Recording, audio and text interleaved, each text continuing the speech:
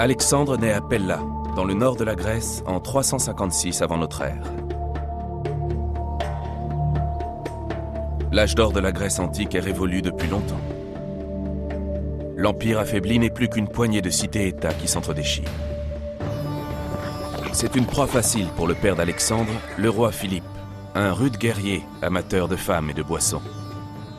Son courage sur le champ de bataille lui vaut l'admiration de ses troupes qui ont connu bien des combats. Son armée compte parmi les meilleures du monde antique.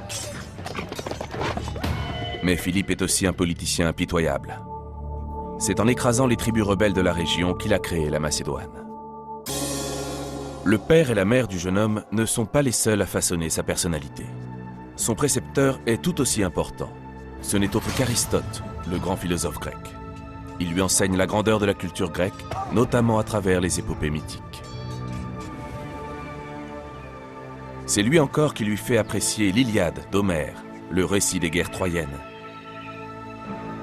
L'œuvre est centrée sur des héros à la force surhumaine, qui conquièrent la puissance et la gloire grâce à leurs exploits. L'un de ces héros est Achille, l'archétype du guerrier grec qui doit choisir entre une longue existence monotone et une gloire éclair au combat. Il opte pour la postérité au prix d'une mort précoce. Les deux hommes se réconcilient un peu plus tard, mais la trêve est de courte durée. Un soir d'été de l'an 336 avant Jésus-Christ, Philippe réunit la famille royale pour fêter le mariage de sa fille. À l'entrée, le roi marque une pause pour accueillir les invités. Un homme se précipite sur lui et le frappe d'un coup mortel. On pense qu'il s'agit d'un amant éconduit.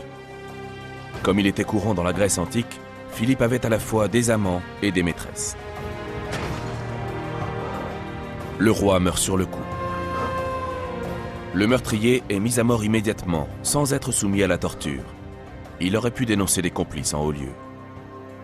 A-t-il agi seul ou avec l'aide d'autres conspirateurs? Pour certains historiens, c'est la mère d'Alexandre qui a commandité le meurtre, agissant par ruse. Il faut dire qu'elle a été répudiée pour une femme plus jeune. Une flamme dévorante qui va presque consumer Alexandre lui-même. Tout au long de sa brève existence, Alexandre va être hanté par Philippe. Cela le conduira à multiplier les exploits pour prouver qu'il est à la hauteur et peut-être bien meilleur que son propre père. Obsédé par le spectre de Philippe, Alexandre se lance à la poursuite de la gloire. À la tête de son armée, il franchit l'Hellespont, ancien nom des Dardanelles. Nous sommes en 334 avant Jésus-Christ. C'est le début d'un périple qui va durer 11 ans. Ses conquêtes et son ambition vont changer à jamais la physionomie du monde antique. Il marque une première étape sur les murs saccagés de Troie pour rendre hommage au héros de son enfance, Achille. Il se rend sur la tombe d'Achille accompagné d'Héphaistion, dont on pense qu'il était son amant. À l'image de la grande aventure troyenne, Alexandre se prépare à livrer sa propre bataille épique. Son adversaire est l'un des hommes les plus riches et les plus puissants du monde, le roi Darius III. Le monarque perse ne sait pas encore à qui il a affaire. Le père d'Alexandre a laissé à son fils un héritage inestimable, une armée disciplinée parmi les mieux entraînées. Cette bataille phénoménale est représentée sur une mosaïque retrouvée à Pompéi, dans un style presque photographique. Il s'agit sans doute de la copie fidèle d'une fresque de la fin du IVe siècle avant Jésus-Christ. Alexandre se retrouve face à Darius, l'instrument de sa vengeance. Il commence par transpercer la cuirasse de son garde du corps. Les soldats perses observent la scène avec terreur.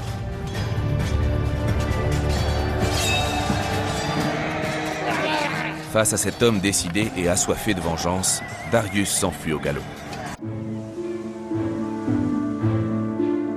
Après la bataille d'Issos, Alexandre et son armée continuent leur progression vers ce qui est aujourd'hui la côte libanaise.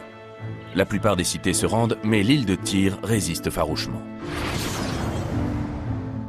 Face à la rébellion, Alexandre raisonne ainsi.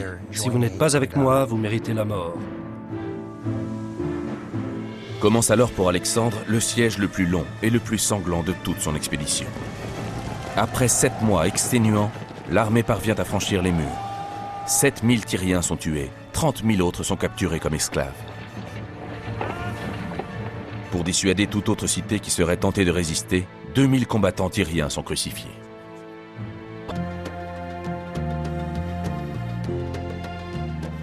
Après 2 années de combat, Alexandre s'enfonce dans les terres en direction de Memphis. Les Égyptiens souhaitent avant tout la défaite de l'oppresseur perse. Ils se rendent sans même se battre et accueillent Alexandre à bras ouverts. Le nouveau souverain autorise la poursuite des pratiques religieuses et culturelles égyptiennes. En retour, les prêtres égyptiens confèrent à Alexandre le titre de pharaon. Cet épisode marque un tournant. Dès lors, le jeune homme va se persuader qu'il est réellement un dieu vivant.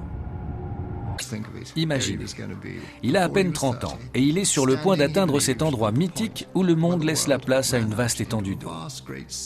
Il est tout près du but. Il a prévu de faire des sacrifices aux dieux que son père divin lui a appris à honorer. Et il va pouvoir enfin dire « Retourne dans ton trou, Philippe, tu n'es jamais arrivé si loin ». Alors oui, bien sûr, c'est égocentrique. Mais quel but pour lui? Et soudain, tout le monde s'en va, l'abandonne lâchement. Alexandre retourne sur ses pas, vers la Perse. Il entraîne ses troupes dans une nouvelle expédition d'envergure, cette fois à travers des terres stériles et désertiques, l'une des régions les plus sèches de la planète. On ignore pourquoi Alexandre emprunte ce chemin. C'est peut-être une punition pour ces hommes qui ont refusé de le suivre jusqu'aux confins de la terre. C'est l'épisode le plus terrible de la campagne, pourtant la traversée réussit. C'est un miracle en soi. Dans les derniers temps, on ne savait jamais ce qu'Alexandre s'apprêtait à faire. Ses actes et ses politiques sont insondables. Il est imprévisible et constitue par là même une menace pour ces hommes. Alexandre marche sur la cité perse de Suse, où il réserve à ses hommes une nouvelle surprise.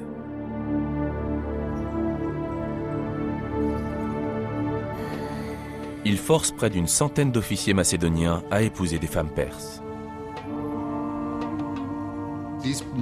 Ces couples mariés doivent rester sur place. Ces hommes sont censés avoir avec ces femmes d'innombrables enfants irano-macédoniens qui seront les princes de l'avenir.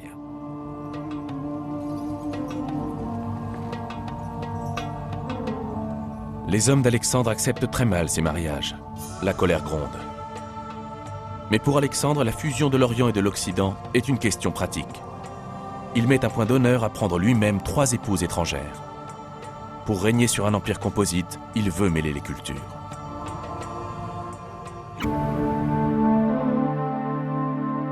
Alexandre conduit son armée vers le nouveau siège de son empire, Babylone.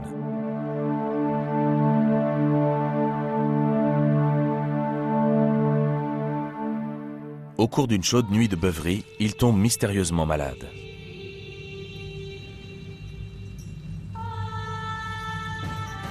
Inquiets, ses lieutenants macédoniens se pressent à son chevet.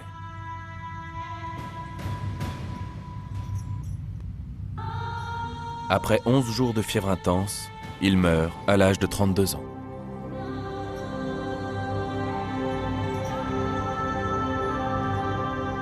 Qu'est-ce qui a tué Alexandre? La maladie? L'alcool? Un meurtre? Certains experts pensent que c'est la typhoïde. Pour d'autres, il a été empoisonné par une poignée d'officiers fatigués de ses colères soudaines et qui acceptent mal son exigence d'être adoré comme un dieu. Mais depuis des siècles, les historiens s'interrogent sur les causes de sa mort. Un commandant de haut rang est responsable de milliers de vies. Il doit avoir une vision d'ensemble, un sens de la discipline et une confiance inébranlable dans ses troupes. Alexandre le Grand était un meneur d'hommes charismatique qui connaissait l'art d'entraîner ses soldats dans une campagne de longue haleine. Grâce à son sens du contact avec ses troupes, il savait qu'il pouvait leur faire confiance sur le champ de bataille. Il pouvait demander n'importe quoi à ses hommes, mais n'hésitait pas à donner de sa personne. Il menait la charge, s'exposait au danger. Il fréquentait les plus bas échelons de son armée. Il connaissait beaucoup de ces hommes par leur nom. Il faut dire qu'ils étaient en campagne depuis longtemps, ce qui avait créé des liens très forts. Au fil des siècles, de nombreux chefs militaires se sont appuyés sur les techniques éprouvées utilisées par Alexandre lors de ces batailles. Les empereurs romains se sont inspirés du mode de gouvernement autocratique d'Alexandre. S'ils l'aimaient, c'est parce qu'il avait réussi ce que les autres croyaient impossible. On raconte qu'à l'âge de 32 ans, Jules César pleurait en pensant qu'il n'avait pas encore égalé Alexandre. L'art de la guerre n'est qu'une facette de l'héritage d'Alexandre. Il a également ouvert de nouvelles routes de commerce et forgé des relations culturelles entre l'Orient et l'Occident. Alexandre a largement diffusé la culture grecque. On a commencé à jouer des tragédies grecques dans ce qui est maintenant l'Iran. La philosophie grecque s'est propagée en Inde et même jusqu'au Sri Lanka. C'est une fertilisation culturelle incroyable. Mais c'est avant tout pour son talent militaire exceptionnel qu'il est admiré. Alexandre le Grand est devenu le symbole de l'ambition sans limite et des exploits hors du commun. Son courage, sa nature intrépide, sa spontanéité, la loyauté qu'il inspirait. On a beau savoir tout cela, c'est difficile de se le représenter.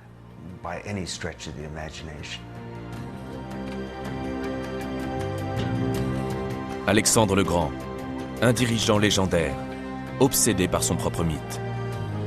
2500 ans plus tard, nous parlons encore de ses exploits extraordinaires. En fin de compte, il a donc obtenu l'effet qu'il voulait.